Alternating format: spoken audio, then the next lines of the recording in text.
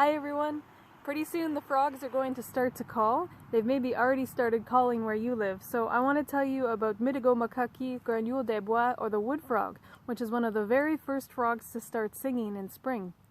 And the wood frog is also sometimes called the robber frog because it has a little black mask, like an old-fashioned robber's mask. And that's a really good characteristic to identify it from other frogs. It's closely related to frogs like the leopard or pickerel frog, which differentiates it from tree frogs like the spring peeper and the gray tree frog.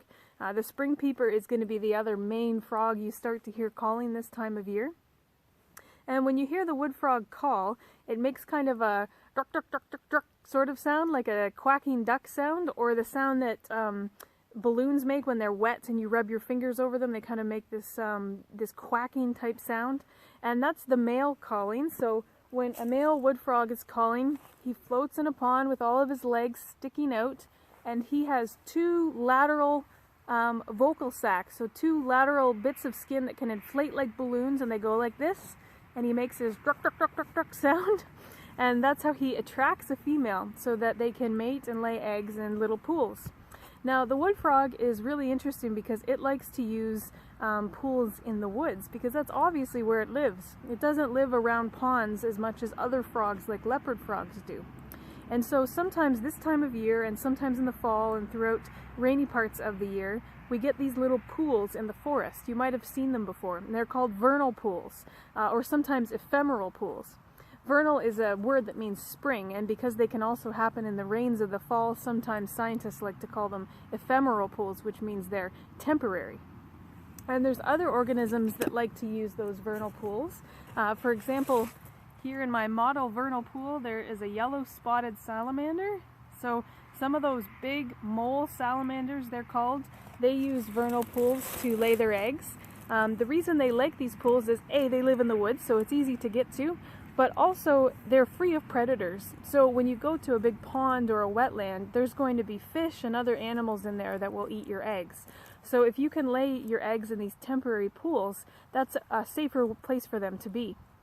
Now, when wood frogs lay their eggs, they lay a lot of eggs. It's a party. They lay them all at once, and each female can lay as many as 2,000 or 3,000 eggs. And that's a strategy you have when there's a good chance your eggs are going to get eaten. You just lay a lot of them and hope for the best. Because since you're laying in those temporary pools, there's a really good chance that those pools could dry up before the eggs of the tadpoles have fully developed. Or there's a chance that they could freeze because you're out so early laying your eggs as a wood frog. So there's lots of factors that could affect the health and safety of those eggs, so they just lay a lot of them to hope for the best. And wood frogs lay their eggs in clumps. They're spherical, so they're like a ball. So there's an example of what wood frog eggs look like. And they're often in big, big masses.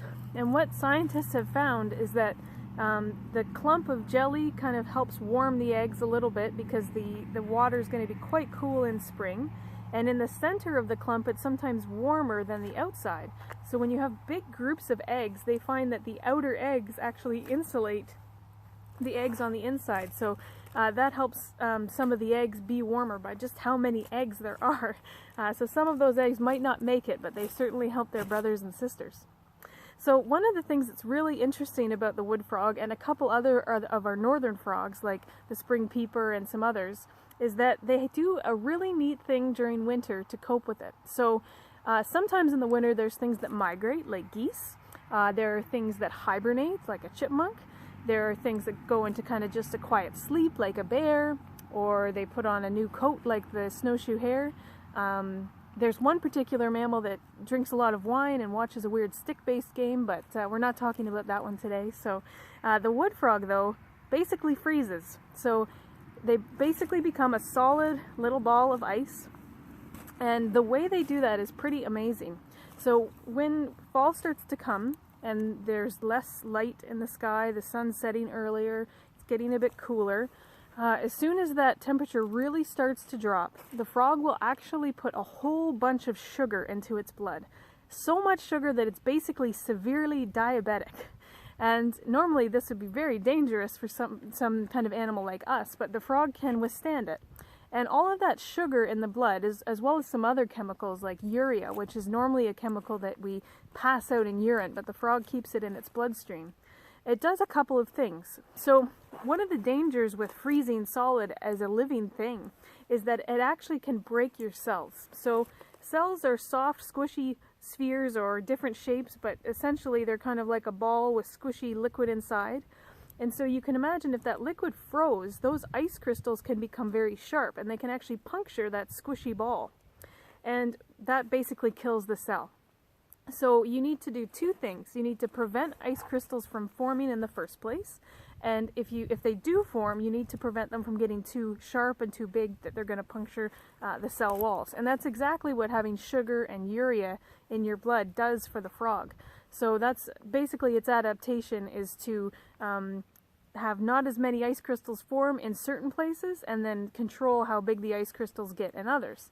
Now what's interesting is in between the frog's cells and blood, so in between each organ or the lens of the eye or the wet water that's on top of the skin, all of that does freeze fairly solid. So the frog is frozen solid, but there's some of this extra chemicals in its blood and its cells to protect them from the damage that ice could cause. And essentially that allows them to survive as little frozen frog popsicles over winter.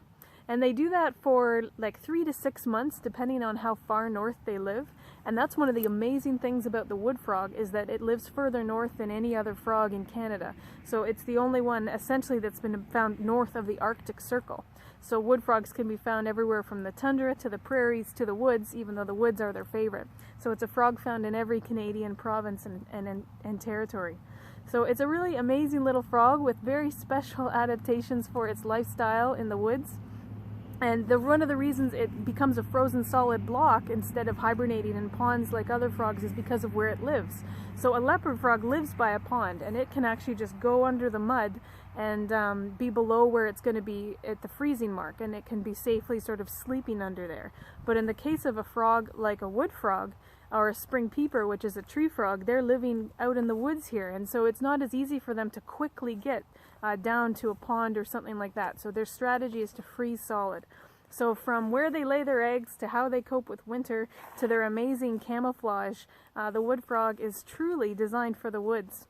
And actually its scientific name, it actually has two scientific names. They're sort of fighting about which one to use. But the older name, Rana sylvatica, literally means the frog that belongs to the woods.